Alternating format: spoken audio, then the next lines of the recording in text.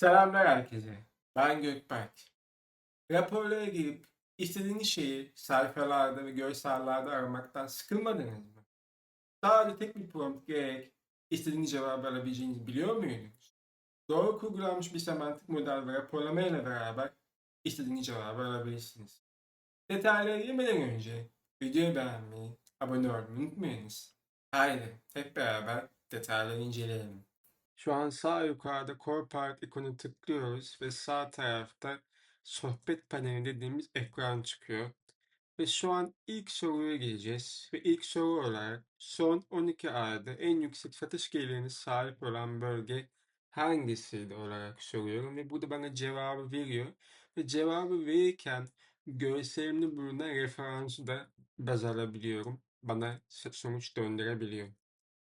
İkinci soruyu sorarken de 2001 satış gelirini 2020 ile karşılaştırabilir misin diye soruyorum.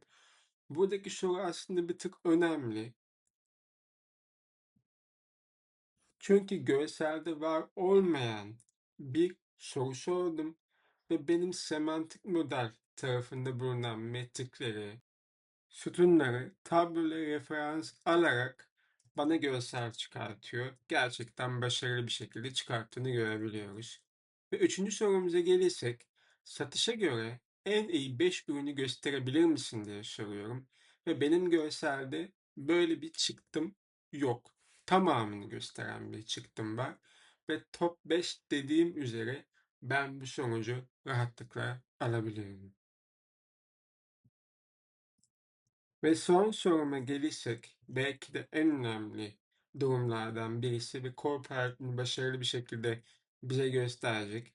2021'in 4. çeyreğindeki satışların aynı çeyreğe 2020 4. çeyrek kıyasla yüzde değişimi nedir diye ben sorduğumda Corporate'a bakalım nasıl bir cevap veriyor olacak. Ve cevaba baktığımız zaman aslında bu hiç var olmayan bir metrik. Tamamen sadece benim semantik modelde bulunan durumlara bakarak aslında arka tarafta bir DAX kodu oluşturdu ve o DAX koduna göre baz alınarak bana çıktığı sundu. Burada önemli olan bir kriter şu: DAX kodu oluşturdu ama semantik model tarafını oluşturmadı. Sadece ön yüze bana göstermek amacıyla oluşturdu. Peki Power BI App tarafında bu durum nasıl oluyor? Buraya bir soru giriyorum ve özet olarak aslında 2021 yılına ait bir özet çıkarmasını istiyorum. Ve bu özeti çıkardığı zaman görsellerden tekrardan atıfta bulunarak bana Copilot istediğim özeti çıkartıyor.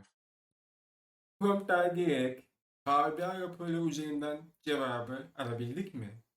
Videoyu beğendiyseniz beğenmeyi, abone olmayı ve fikirlerinizi yorumlarda belirtmeyi unutmayınız. Hep beraber tartışırız.